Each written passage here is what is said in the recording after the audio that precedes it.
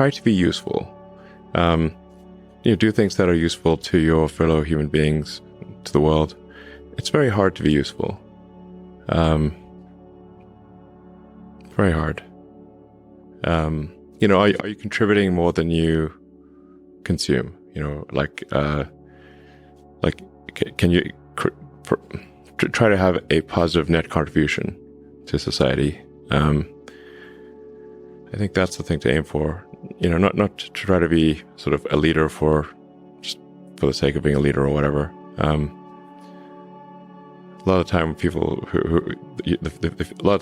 people you want as leaders are the people who don't want to be leaders. So,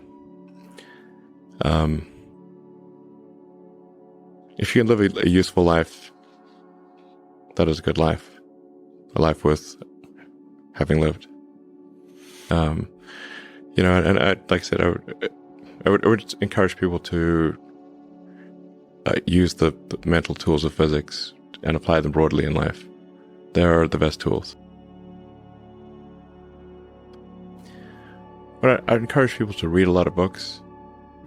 Just read, basically try to ingest as much information as you can, and try to also just develop a good general knowledge. So you at least have like a rough lay of the land of the knowledge landscape. Try to learn a little bit about a lot of things. Because you might not know what you're really interested in. How would you know what you're really interested in if you at least aren't like doing a peripheral exploration of broadly of the knowledge landscape? And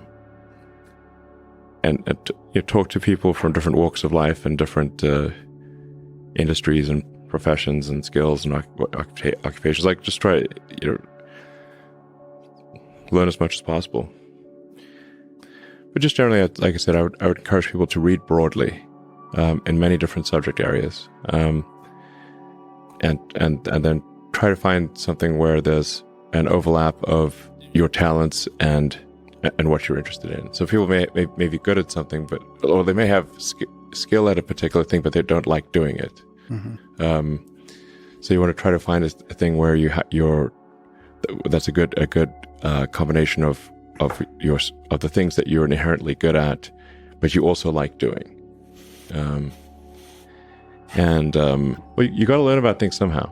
So reading a broad range, just really read it.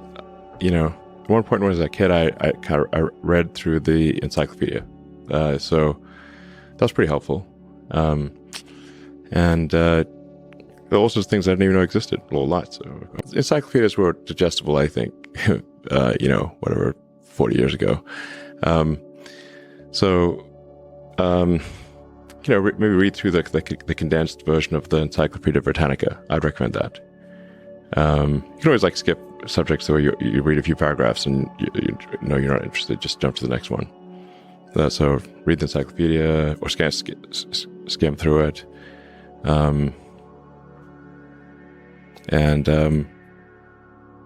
But I put a lot of stock and certainly have a lot of respect for someone who puts in an honest day's work to do useful things, and just generally to have not a zero-sum mindset, or have more of a grow the pie mindset. If you sort of say when we see people perhaps including some very smart people kind of taking an attitude of doing things that seem morally questionable, it's often because they have at a base sort of axiomatic level a zero-sum mindset, and they, without realizing it, they don't realize they have a zero-sum mindset, or at least they don't realize it consciously. And so if you have a zero-sum mindset, then the only way to get ahead is by taking things from others.